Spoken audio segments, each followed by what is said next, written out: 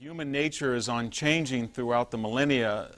Warfare itself is mistakenly thought to change every decade. In fact, I try to argue the theme of the book is that I don't think wars change much at all. Sort of like my grandfather used to tell me on the farm that I could push a button and get 1,500 gallons of water. He had to hand crank a pump and get 3 gallons of water. But he turned to me once and said, the water hasn't changed any. The essence hasn't, just the delivery system. And the same is true of high-tech warfare. Because it's a human enterprise and human nature remains constant through the centuries, the same principles apply, and therefore it's valuable. We don't like to study military history today. In fact, we can look at a lot of studies. There are about 200 peace and conflict resolution programs in the United States, and I think there's 5 or 6 formal military history programs. About 1.8% of all professors identify themselves as military historians. Now, why is that? Part of it is the post-Vietnam 60s generation, where we had a new concept in the West, whereas before, from the Greeks onward, people objected to particular wars, but not necessarily war itself. I guess I could use that phrase. Some people thought no matter how horrific war was, there was a certain utility. After all, it could end things like Nazism, Italian fascism, Japanese militarism, chattel slavery, or the threat of war could stop something like Stalinism. But after Vietnam, and also in the nuclear age where war had raised the specter of complete Armageddon, people objected to the idea of war. No longer would they agree with the Greeks that the Persian War was good. They were attacked. They were defending Eleutheria, or their freedom. Peloponnesian War was bad because Greeks were killing each other. First Punic War was understandable. Third Punic War was bad. But we have sort of jettisoned that idea, and in the modern or postmodern 21st century, we have this idea that all war is bad. And that's another reason why we don't study military history too often. Why should we? Because in most bookstores there's a section military history, and believe me, it's got more books than race, class, and gender section. It's got more than farming. It's got more even than environmentalism. So the public has this macabre interest in warfare. Why should, though, we formally study war? And I think I'll have to go back to the Greeks for 2 or 3 reasons.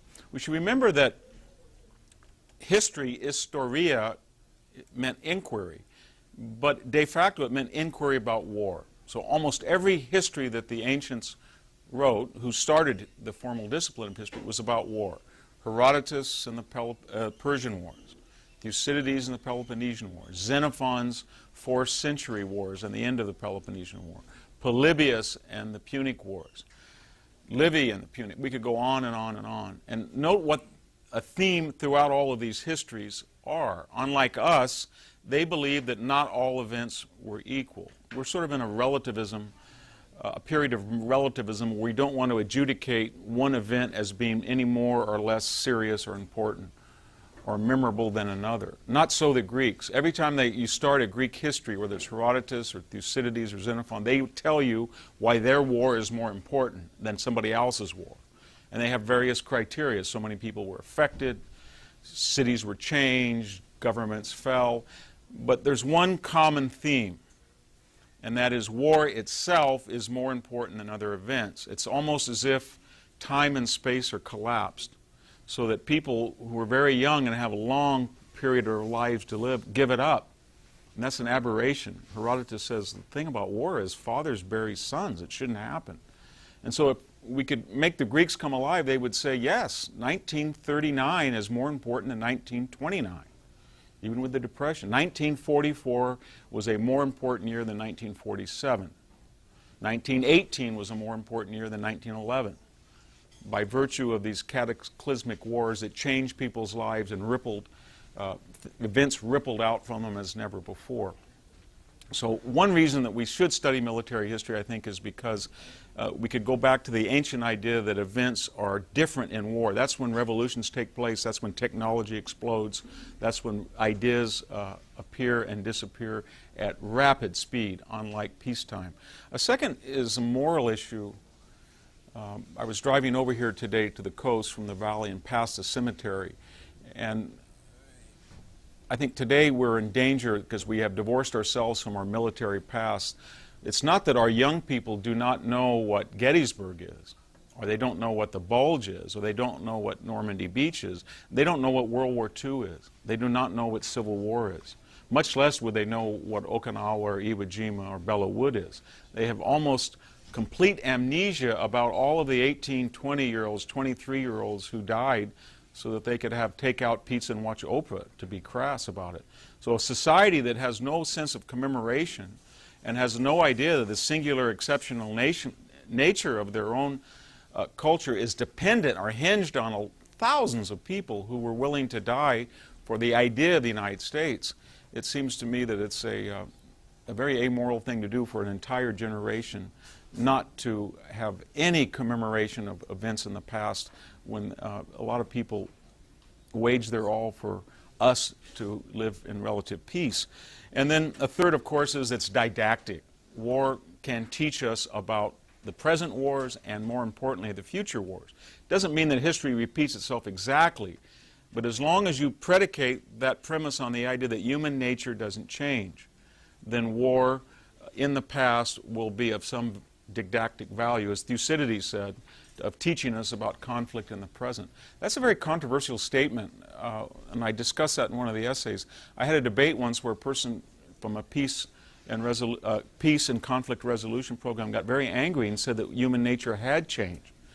And I asked him to what degree. Maybe it was brain chemistry through video games or increased nutrition, or perhaps we're indoor people. Something had accelerated this Darwinian process so that we're kinder, gentler folk, and we're not subject to these age-old appetites and impulses. But he couldn't adduce any proof for any of that. And as we speak, there are about 15 wars going on worldwide. More people have been killed after World War II than during World War II. And so if we study wars of the past, then maybe we can have some notion about how to ameliorate their severity, that is, prevent them from being all destructive. And that's the last point that I want to take off now and just walk us through some of the essays in the book in a chronological fashion about war in general. What starts them? What makes them actually break out? How do they evolve? How do they end? And what we can learn from them. First thing that I think the modern mind is just intent on, wrongly, is to try to find a material reason for every war that breaks out. There has to be oil. When I was a student over here at Santa Cruz, everybody told me there was oil off the shore of Vietnam, and that's why they were there. In Korea, there must have been oil off the shore of Korea. But so often, the study of wars in the past show us that there's almost no material reason. There can be, but believe me, Germany, for example, has about 3 million people more than it did in 1939, and it's got about 20% less territory. Does any German talk about Lebensraum today? Do you hear the Germans saying, if we just don't have Poland, we can't survive? You don't hear it. I know that the Falklands was a silly war. Borges, the great novelist, said 2 bald-headed men were fighting over a comb. But if you think about it, there may be some oil off there, but that was not about material resources. The Japanese are quite successful today without resurrecting the co-prosperity sphere.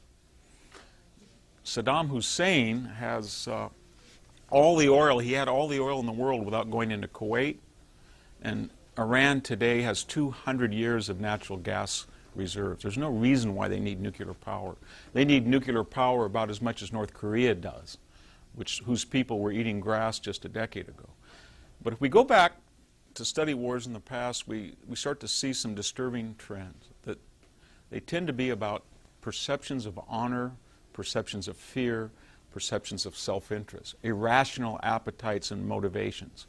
And so Germans had convinced themselves by 1939 that they had to prove something to themselves, to the Poles, to the Czechs, to the British, to the French. Saddam Hussein was furious that he had fought the Iranians while the Kuwaitis watched him, and he felt that he was bearing the burden of Sunni Arab nationalism fervor against these Persian Shiites, and the Kuwaitis were just sitting there and not helping them. I don't know what the Falklands was about, but it had a lot to do with an unpopular dictatorship in Argentina that whipped up popular fervor over the so-called Malvinas, and in turn, the British had the reputation of the British Navy going all the way back to Lord Nelson. And so that was a war of honor. And most of them are. Sometimes you look at the 30 or 40 wars in the Greek 5th century, and they do break out usually over land. But a very interesting thing becomes apparent. The land's worthless. It's usually the borderland from Thebes or Athens or Argos of Sparta. One side could very logically say, let's have a United Nations, let's have enlightened people discuss this, let's divide it 50-50. Maybe we could take the Falklands and have East Falkland Island, West Falkland Island, and everybody can get along. But people aren't that way. Think for a minute, if any of you live in the suburbs, when I was writing this book, I came across a lot of interesting articles I was looking for about human interest stories, about suburban fighting. You'd be surprised the number of homeowners get in feuds with their neighbors over things like leaves blowing onto their lawn. And some of these escalate to the level of physical violence. Anybody who's an outsider looks at this and said, why would people who have $500,000 in investment worry about whether 3 or 4 leaves keep blowing on, or a root goes under somebody's driveway, or a dog barks on Sunday? Because they become manifested as perceptions of honor or pride or seriousness or perceived self-interest. And I think that's what we have to remind ourselves so often, that logical, rational nations will do illogical things. Russia did not have to go into South Ossetia. There's no reason for it. Does anybody think today that China needs more people, or rocky Taiwan, or it can't survive? What in the world is that about? Why are they so paranoid about Taiwan? It makes no sense at all. If you go and look at the Greeks and the Turks fighting over the Aegean, some of these islands are not very fertile. But they're very fertile in the imaginations of millions of people and their sense of self-worth. So I think that's a good thing that we can remember about war. I say good because that can instruct us on what to look out for. And do not expect everybody to be logical, because nations are just conglomerations of people. People are irrational and infantile and emotional. Well, everybody has disagreements. What makes them actually go to the next stage of pulling the trigger and devolving into organized violence? The suburbanites that fight over the leaves blowing necessarily don't go have fist fights. That's an oddity. I wish I could tell you that the two suburbanites don't fight when their leaves are blowing on one side or the other of the boundary line, because they're rational people and they've discussed it and they've decided to agree to disagree. Or they've talked to the neighborhood suburban homeowners association and they've given a ruling. Often that's not the case. Often somebody is prominent in the community, or somebody works for the post office, and they know that if they get caught beating somebody and get a felony arrest, they're going to lose their job, or they're going to shame their family. In other words, there is a deterrent. That sounds so Neanderthal, as if our limbic brains have not evolved over that, beyond that idea of deterrence. But let's go back to some of those events that made no sense. The Falklands. Why did they invade when they did? Probably because the British had symbolically withdrawn one submarine tender. Probably because a few people in Parliament had thought, as a part of reaching out, they would use the word Malvinas instead of the Falklands. Probably because a new prime minister was female, and in the machismo culture of Argentine politics, they thought that she would be weak. And fat chance they didn't know it was Margaret Thatcher. But in any case, the sense of deterrence was lost, and that made Mad Dog Mendez and the Argentinians take a chance that they otherwise, by rational analysis, would not have taken. Why did Saddam Hussein go into Kuwait? It made no sense. I mean, the United States and our allies can fight wars where there's no obstructions, flat terrain. We had supplies. It was just almost lunatic, suicidal even. And the answer is that he probably thought that an inadvertent remark from an American ambassador, April Gillespie, had said reportedly that the territorial dispute between Kuwait and Iraq was of no interest or little interest to the United States, and he felt that nobody would say things. Why did Hitler go into Poland in September 1939? Why, he would say, why didn't I? He was one of the most shocked people in the world that that actually started a war. You read Mr. Goebbels and what other commentators inside the Reich said.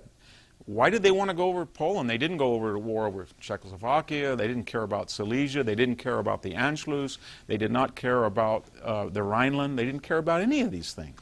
They didn't care that we broke all of these post-World War I agreements. And so the sense of deterrence had been lost. And when you lose a sense of deterrence, then that invites people to take risks that they otherwise would not. And that's very, very important to remember, because every once in a while, very educated, enlightened people in the West feel that everybody can be on the same page. The promise of the Enlightenment is with enough education and learning and discussion, we can all think as if we're in the Harvard faculty lounge, or we're all in the Stanford Library having coffee or something. That's not true. There are going to be, from now till tomorrow, to the end of time, proverbial bad actors that will act if they think they have less to lose than not acting. And what checks them is not the United Nations Commission on Human Rights, unfortunately, but it's the fear of a bigger stick, or that they take the gamble, it will not be worth it. They may be irrational to want to take the gamble, but they're very rational in adjudicating whether it will succeed or not. A couple of things that when these wars then break out, I've noticed in the last decade that we've used words that are really neutral. Things like preemption, multilateralism, unilateralism, preventive warfare, and we've given a moral value to them. In other words, I think most people in the audience tonight would say, well, I'm supposed to think that unilateralism is bad and multilateralism is good. Preemption is always bad. But these are just empty concepts that are descriptive in nature. They've never been ethical. Think of the German invasion of the Soviet Union in June 1941. That was the most multilateral coalition of the war. Everybody from Italians to Spanish to Hungarians to Romanians to Germans joined in to gang up on Russia. And had we had a unilateral preemptive strike against Hitler, let's say in June of 1939, there was far more infantry divisions on the Western Front among the Allies, especially France, than German. And they could have easily gone into great swaths of Western Germany had they preempted. So it's remembered that these terms that now have become so politically loaded throughout history have had no real value. Sometimes it's good to stop a bad guy by preempting him. Sometimes a bunch of bad guys that are in a coalition give multilateralism a bad name. One of the most unilateral states was whom? It was Churchill's England in 1939. It was all by itself. It unilaterally was taking on Germany, Italy, and most of Eastern Europe. Another thing that happens in war, and I'm trying to reflect essays in the book, is that this notion of military error, and that came up again in Afghanistan and Iraq. And I think it's a symptom, again, of a postmodern society that is used to things working and working very well and very rapidly. You have 500 channels on your television set. You can call Kenya tonight on a cell phone. We go home, we can find out anything, any bit of information in the world on the internet in 0.2 seconds. And therefore we extend that assurance to war itself. So when we go to war, which is what? The stuff of the unpredictable, emotion, young people. Most people don't let their 18-year-olds drive their family car, much less put them on a deck and guide a $120 million plane into a parking stall. So you have youth, you have stress, you have emotions, and things happen that we don't anticipate in war. But our generation, used to this peacetime surety that everything must work and we must be comfortable and we are affluent and leisure, have lost any sight, especially with the dearth of military history, that has never been the case in any war. So we had a national outcry, as we should, over lack of up-armored Humvees. We had a national outcry over supposedly insufficient body armor. What we didn't have a national outcry was, wait a minute, these are lapses. We always have lapses in war. What we do when we have lapses in war, we discuss them, and then we enter a cycle of response, counter-response, and we have to beat the enemy in this cycle. Therefore, we will get up-armored and get better body armor and drone surveillance and better counterinsurgency and better intelligence to stop the IED before the IED gets shaped charges from Iran and blows up the MRAP or the Rhino or the improved armored Humvee, and it sort of goes around and around. And the side that not the side that doesn't make any errors, everybody makes errors, but the side that reacts to them the most quickly and the most calmly wins, as that happened in Iraq. Think for a minute. I was shocked when I would read in the New York Times all of these supposedly nefarious people who didn't have up-armored Humvees. And I thought, why would they? A Humvee was always sort of a beefed-up Jeep. It was behind-the-lines transportation. Nobody could anticipate, as nobody ever anticipates before a war, the nature of the actual fighting. Nobody understood there would be no fronts once the insurgency started, and Humvees would be on the front lines. The key then was to react to it. Think for a minute the Normandy Campaign of June 1944. The Americans and the British and the SHAEF planners knew almost every minutia about the wind velocity and direction for the landing. They knew the water currents, they knew the water temperature, they knew the size of the sand on the beach. Everything was planned. It took a year to plan. It was one of the most brilliant campaigns, less than 3,500 dead on D-Day, and it was the largest invasion of Europe since Xerxes in 480. It was brilliant. They got an entire army, several corps on the beach and ready to go to Berlin. And then what happened? They basically stayed from June 6th to the end of July. 6 weeks and they didn't move. Why? Because somebody had not done a little research and discovered that on the other side of Omaha Beach was something called the hedgerows and the bocage. And these were ideal for defensive troops with superior anti-tank weapons, dug-in Panther tanks, sophisticated warriors from the Eastern Front that were dug in, and we lost 80,000 casualties before we broke out. And how do we break out? Cobra, now we can call it Cobra 1 because we've used it for Cobra 2 in Iraq. We used B-17s as a tactical bombing weapon. And what did we do?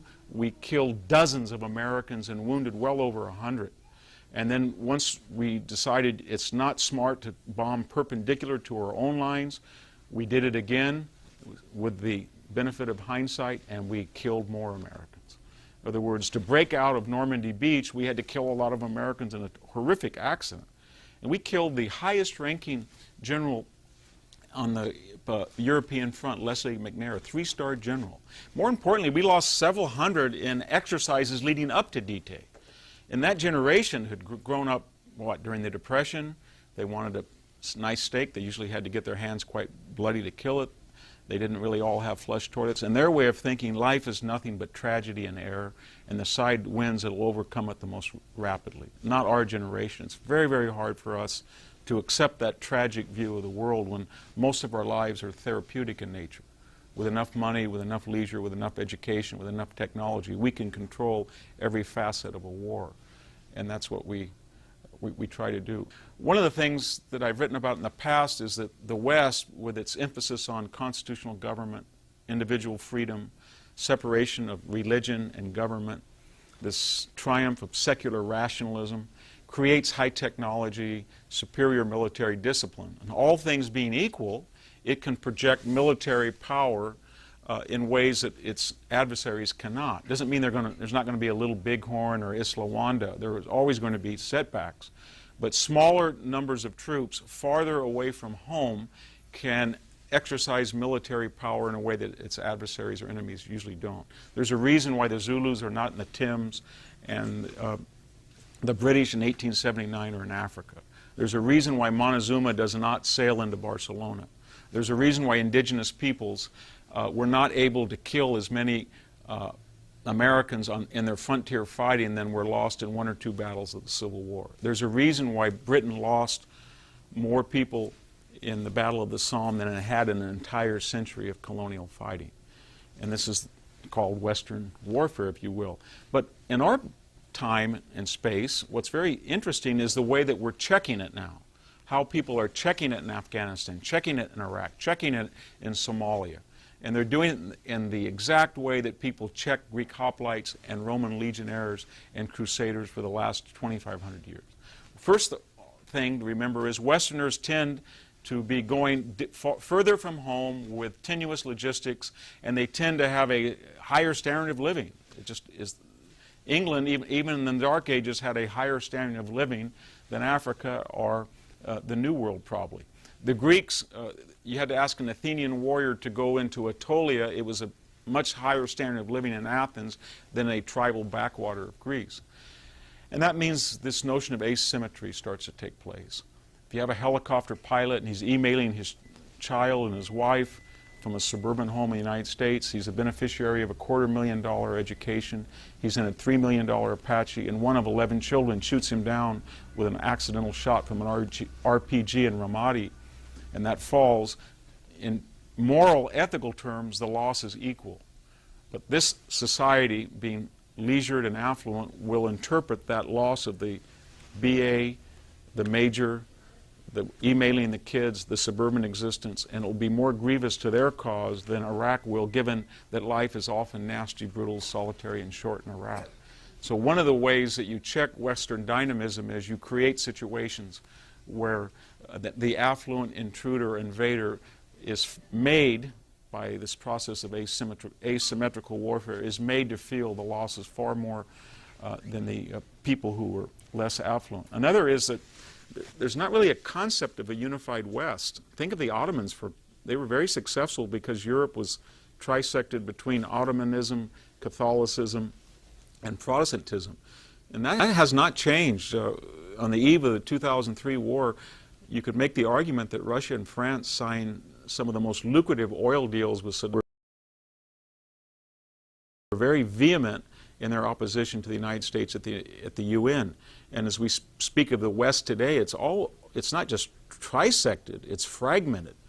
And one of the ways that you can defeat a Western power that has more sophisticated technology is ally yourself with, if you're the Ottomans and you want to fight at Lepanto, well then start harboring your ships, your galleys at Toulon, because the French are not necessarily in line with the Papal States or Spain or Venice. Another thing that you can do is a consensual society is based on self-critique. Long before we've ever heard of Cindy Sheehan or Michael Moore, there were people like Euripides and Aristophanes that made fun of war. And so anti-war movements, if the war is an optional war, if it's deemed not necessary, if it's deemed unending, Western peoples are very impatient. They want to get back to making money and enjoying the good life. And if you can draw a war out, then you have an enormous advantage as well. And finally, you can be, this sounds culturally chauvinistic, but you can be parasitical on technology. Just because you can create a sophisticated drone and you know how to repair it and you can design Predator 1, 2, 3 doesn't mean that the enemy can't get a hold of one and figure out how to use it. All the components to an IED come from the West. Just because somebody in Afghanistan doesn't know the physics of a garage door opener or a cell phone doesn't mean that he can't import them and cobble together from information on the internet a successful device that will be very successful in asymmetrical warfare. So what we're seeing in this particular century is the triumph of Western military dynamism, but for a variety of historical forces are checking its utility. It's a world of nuclear weapons, so we don't see as many conventional World War II Korea type struggles in the past. And I think increasingly it's going to be very hard for Westerners to use conventional military power given the expertise of asymmetrical warfare by people who choose to stop them. Finally, how do these wars end? And we have an axis of evil. Remember that ill-fated term? I think David Frum coined it. And in it was Iran, Iraq, and North Korea. Notice who wasn't in it. Germany, Vietnam, Japan. All enemies. Why weren't they in it? Well, whatever you think about the military efficacy of our effort in Vietnam, I think it was very good actually, but it was strategically inept. And we lost that war. What was the war for? It was to create a non-communist South that could evolve into something like South Korea. But for a variety of reasons that failed, the issue was adjudicated. It's now united under North Vietnamese communism. So they're no longer an enemy. They were not in the axis of evil. We all know the story with Japan and Germany and Italy. They weren't in the axis of evil. But think who was again. At the time Iraq was. We had fought the 1990-91 war. That was not resolved. We mistakenly thought the strategic aim had been to free Kuwait. Now, the problem was that you had a dictator who had attacked 4 of his neighbors and had an uncanny ability of translating enormous petroleum wealth into sophisticated weaponry of all types. And that would endure and plague people as long as he was there. So that was a bellum interruptum, so to speak. And who else was in it? North Korea. I think it was kind of wise for Matthew Ridgway to suggest that once they had pushed the North Koreans and the Chinese communists back across the 38th parallel in March, April 1951, that we sort of stayed there. But a classical military historian would say, wait a minute, the issue was not resolved. You think the issue was the 38th parallel. The issue was whether you were going to stop Chinese expansionism and North Korean communism, which were antithetical to Western values in that particular part of the world. And so we have another bellum interruptum. So the grandchildren of the brave people who fought at the Yalu River or they fought at Incheon are now under the specter of a North Korean nuclear weapon. And finally, we had Iran. In some ways, you could say that the taking of the hostages in 1979 set off a series of events where Iran found itself in a cold, in a sort of lukewarm, and sometimes in a hot war with the United States, and that has not been adjudicated. So we're sort of in the situation the Romans were between Punic War I, Punic War II, Punic War III, that there's a timeout. If you're the Israelis and the Palestinians are their allies, you have 1947, 1956, 1967, 1973, 1982, 2006, why each side takes their breath, starts to rearm, tries new tactics, tries to enlist new patrons and allies, especially now with the demise of the Soviet Union and its nuclear deterrent, and then they go at it again. And they will go at it forever, just like the Punic peoples and the Romans went at it forever, until one side wins and one side loses, and you have something like World War II or World War I or the Civil War. If you can imagine that terrible summer of 1864, after the Wilderness, the Crater, Cold Harbor, Jubal Early's raid on Washington, D.C., Lincoln was not only going to lose the election to McClellan, he was fighting a rebellion among Republicans with John C. Fremont, and he had Horace Greeley damning him every day, and he was just completely demoralized because people who have no real independent way of thinking or ideology, they follow the pulse of the battlefield. By 1864, the Army of the Potomac had almost been destroyed. And so it looked like the war was going to be return to the status before the conflict at Fort Sumner. And there would be 2 democratic entities. One would be slave only and one wouldn't. And then that would plague us for the next 150 years. And then Sherman takes Atlanta on September 2nd. He sends a message and says those famous 6 words, Atlanta is ours and fairly won, and then you can't find anybody who's not for Lincoln. And Lincoln has renewed public support, he ends the war. And that's what usually happens with these wars. They have to be decided militarily, and then you have to adjudicate the peace. And what else can we learn about military history? I'm afraid to say that it's not very encouraging about human nature, how it reacts to war, but it seems to be that if you want to guarantee another war, then be brutal to the enemy that you defeated and humiliated, or, just as dangerously, show magnanimity to an enemy that doesn't feel he's defeated. We all talk about Versailles as if it was a great injustice, but if you look at the terms at Versailles, it was not nearly as bad as what the Germans inflicted on the Russians in 1917, their peace treaty, or what the German General Staff had talked about in 1914 when they thought they were going to take Paris. Now, the problem with Versailles was the German army was never beaten. The German army surrendered 50 to 60 miles inside France and Belgium, and so it walked back. It could have been defeated in 6 more weeks. Finally, after losing 2 million Allied soldiers and having 1 million Americans transported from April 1917 to summer 1918, we were making enormous strides. We were going to go through the Alsace-Lorraine, go into Germany, defeat the German army, occupy the German homeland, tell the Germans that it was nobody's fault but their own, they had been defeated, and then being magnanimous. stay on and shepherd in some type of consensual government. We did not do that. And what happened? The Germans walked back and said, we've never had an enemy soldier. We never let an enemy soldier get into German territory, but we were stabbed in the back by Jews and communists. And as General Folk said, this Versailles is not a prescription for peace, it's a guarantee of war in 20 years. He was almost right to the year. So it seems that if we look at these wars, you cannot try to be magnanimous before the enemy is defeated. You have to defeat him, humiliate him, ensure that he knows he was defeated, it was his own fault, and then reach out and try to reconstruct society.